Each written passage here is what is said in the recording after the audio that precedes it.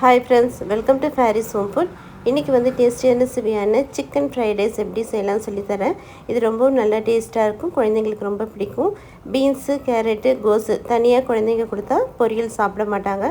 இந்த மாதிரி fried ரைஸோடு mix பண்ணி கொடுத்தா நல்லா விரும்பி சாப்பிட்டுப்பாங்க. ஏன்னா நம்ம இது கூடவே சிக்கன்னு, எக்கு எல்லாம் போடுவோம்.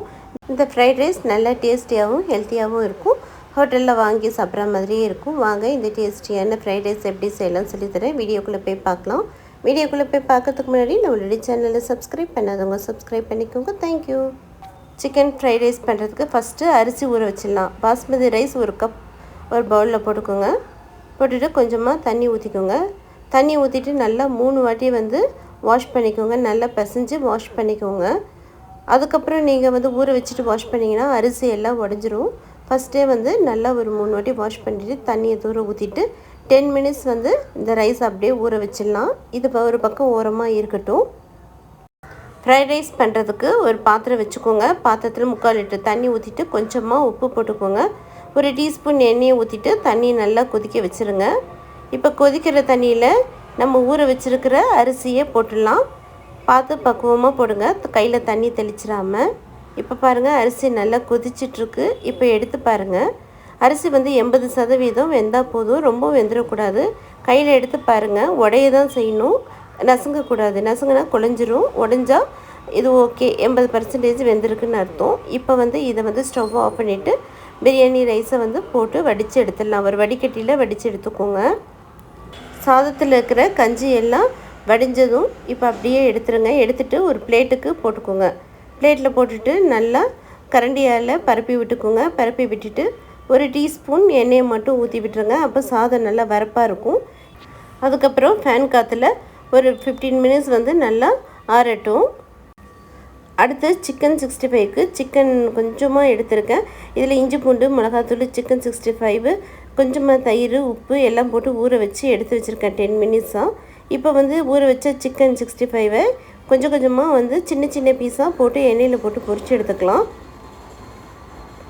சிக்கன் 65 எப்படி பண்ணணுன்ட்டு நான் வீடியோ கூட போட்டிருக்கேன். இப்போ நான் வந்து வெறும் இஞ்சி பூண்டு, மிளகாத்தூள், மஞ்சத்தூள்லாம் போட்டு மட்டும் ஊற வச்சு பொரித்து எடுத்துக்கிறேன். பாருங்கள், இந்த மாதிரி நல்லா பொரிஞ்சதும் ஒரு பிளேட்டுக்கு எடுத்துக்கலாம். இப்போ எல்லா 65ம் நல்லா பொரித்து எடுத்தாச்சு. இப்போ வாங்க ஃப்ரைட் ரைஸ் பண்ணுறதுக்கு ஒரு பேன் வச்சுக்கலாம். எண்ணெய் சூடானதும் பொடியாக நறுக்கின 1 டீஸ்பூன் இஞ்சி, 2 டீஸ்பூன் பொடியாக நறுக்கின பூண்டு போட்டுக்கோங்க.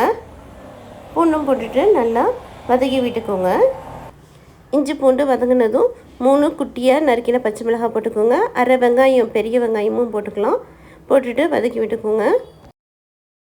கூடவே 1/4 cup beans, 1/4 cup carrot, 1/4 cup கோஸு போட்டுக்கோங்க. கூடவே வந்து அரை குடமிளகா குட்டியாக நீல வாக்கில் நறுக்கி போட்டுக்கோங்க. எல்லாம் போட்டுட்டு வதக்கிங்க. ஒரு 5 மினிட்ஸ் வதக்குனா போதும், ரொம்ப வதக்காதீங்க. அப்போ தான் ஃப்ரைட் ரைஸ்க்கு நல்லா நறுக்குன்னு சாப்பிட்றதுக்கு நல்லாயிருக்கும். 5 மினிட்ஸ் ஆனதும் நல்லா ஒதுக்கி விட்டுக்கோங்க.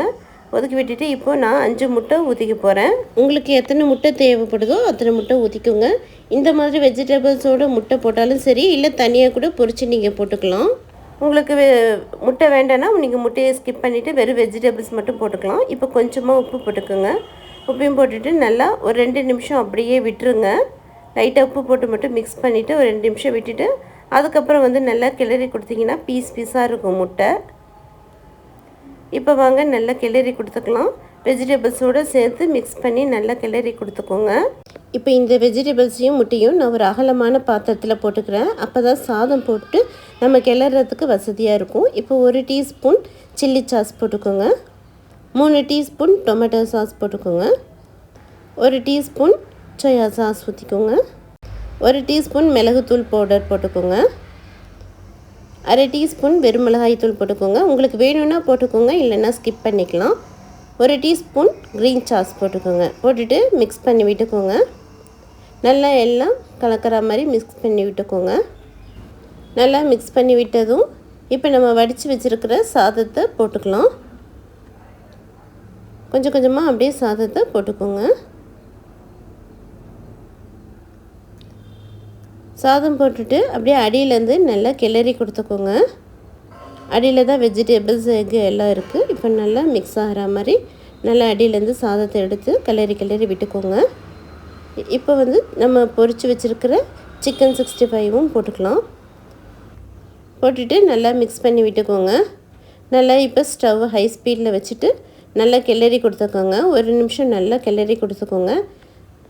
இப்போ நான் இதில் அஜினமோட்டோ எதுவும் போடலை. உங்களுக்கு ஹோட்டல் மாதிரியே டேஸ்ட் வேணும்னா கொஞ்சமாக நீங்கள் அஜினமோட்டோ போட்டுக்கலாம். வீட்டில் குழந்தைங்களுக்கெல்லாம் கொடுக்கணுன்றதுக்காக நான் அஜினமோட்டோ எதுவும் மிக்ஸ் பண்ணலை.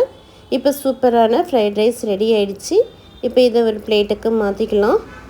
பாருங்கள், நல்லா சுட சுட ஃப்ரைட் ரைஸ் ரெடி ஆகிடுச்சு. நல்லா சூடாக சாப்பிடுங்க. ரொம்பவும் நல்லா டேஸ்ட்டாக இருக்கும். நான் சொன்ன மாதிரியே நீங்கள் செஞ்சு பாருங்கள். குழந்தைங்கள்லாம் தனியாக காய்கறி கொடுத்தா சாப்பிட மாட்டாங்க. இந்த மாதிரி வெஜிடபிள்ஸோட ஃப்ரைட் ரைஸ் போட்டு பண்ணி கொடுக்கும்போது ரொம்ப விருப்பமாக சாப்பிடுவாங்க.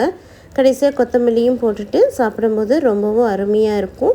இதே போல் செஞ்சு பார்த்துட்டு எப்படி இருக்குன்னு கமெண்ட் பண்ணுங்கள். இந்த வீடியோ பிடிச்சிருந்ததுன்னா லைக் பண்ணுங்கள், ஷேர் பண்ணுங்கள், சப்ஸ்கிரைப் பண்ணுங்கள். தேங்க்யூ ஃபார் வாட்சிங். பாய்.